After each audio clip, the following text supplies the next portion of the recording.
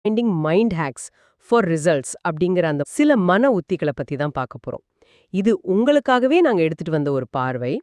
நம்ம மூளை இருக்கே, அது சில சமயம் ஒரு மாதிரி சோம்பேறியான பயிற்சி ஊழியர் மாதிரியாம்.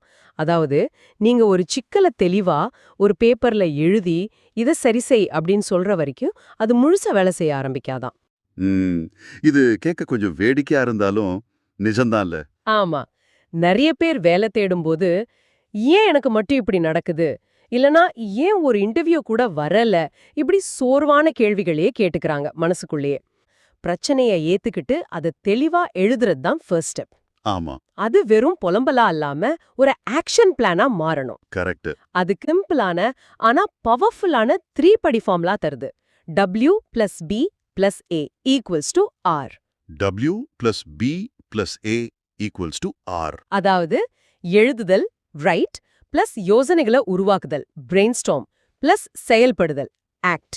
இது சேர்ந்தா முடிவுகள். ரிசல்ட்ஸ். ஆமா, இந்த W+B+A ஃபார்முலாவை தான் நாம இன்னைக்கு கொஞ்சம் விரிவாக பார்க்க போறோம். என்ன, ஆரம்பிக்கலாமா? கண்டிப்பா ஆரம்பிக்கலாம். சரி, முதல் படி சரியான கேள்விகளை கேட்பது. இதுதான் பேஸ்மெண்ட் மாதிரி. நிறைய பேர் தேக்கமடையறதுக்கு காரணம் அவங்க கேக்குற கேள்விகள் தான். ஆமா, கேள்வியோட தன்மை. பெரும்பாலும் தங்கள ஒரு பாதிக்கப்பட்டவர், ஒரு விக்டிம் மாதிரி நினைச்சுக்கிறாங்க. ம்.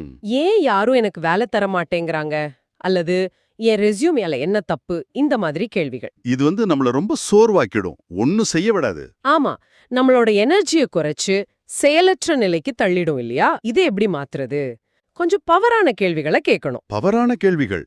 ஏன் கேக்குறதுக்கு பதிலா எப்படின்னு கேட்கணும். சரி. உதாரணமா, வேலை வாய்ப்புகளோட கம்பெனிஸ் என்னைய காண்டாக்ட் பண்றதுக்கு நான் எப்படி ஒரு ஸ்ட்ராங்கான காரணத்தை உருவாக்க முடியும்? ஆஹா. இல்லனா என்னோட ஸ்கில்ஸ அவங்களுக்கு புரியற மாதிரி, அவங்களுக்கு யூஸ் ஆகுற மாதிரி நான் எப்படி பிரசன்ட் பண்ணலாம்? மாறும்போதே ஒரு புது எனர்ஜி வருது. நீங்க கூட யோசிங்க, எப்பவாவது ஏன் இப்படின்னு தோணுச்சுன்னா உடனே பேனாவை எடுத்து நான் எப்படி இதை மாத்தலான்னு எழுதி பாருங்க. இது நிஜமாவே ஒரு முக்கியமான மனநிலை மாற்றங்க. ஏன் கேள்விகள் பெரும்பாலும் நம்மள பாஸ்ட்ல வச்சிரும், இல்லனா நம்ம கண்ட்ரோல்ல இல்லாத விஷயங்களை பத்தி யோசிக்க வைக்கும். ஆமா, அது ஒரு மாதிரி உதவியற்ற உணர்வு, நீங்க சொன்ன மாதிரி அந்த விக்டிம் மென்டாலிட்டியே கொடுக்குது. கரெக்ட். ஆனா எப்படின்னு கேட்கும்போது உங்க கவனம் உடனே ஃபியூச்சருக்கு போகுது, என்ன தீர்வு இருக்குன்னு பார்க்க ஆரம்பிக்குது. இதுதான் ப்ரோஆக்டிவ் ப்ராப்ளம் சால்விங்குக்கும் சும்மா குறை சொல்லிட்டு இருக்கிறதுக்கும் உள்ள வித்தியாசம். சரியான பாயிண்ட். QPM ஃபார்முலா கூட இதை அழகா சொல்லுது. சொல்லுங்க.